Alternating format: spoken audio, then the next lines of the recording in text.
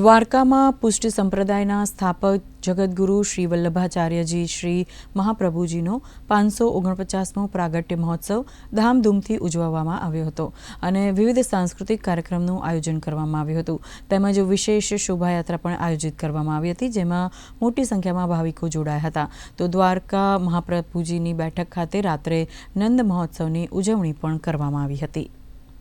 શ્રીમદ વલ્લભાચાર્યજી નો 549મો આ જન્મોત્સવ આજે દ્વારકા ખાતે ઉજવવામાં આવ્યો, જેમાં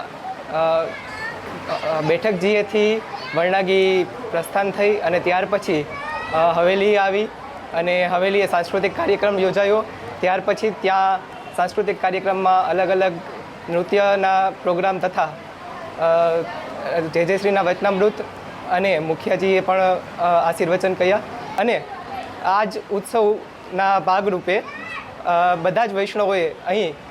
બપોરે પ્રસાદી પણ લીધેલી અને બધાએ ધામધૂમથી આ ઉત્સવ ઉજવ્યો।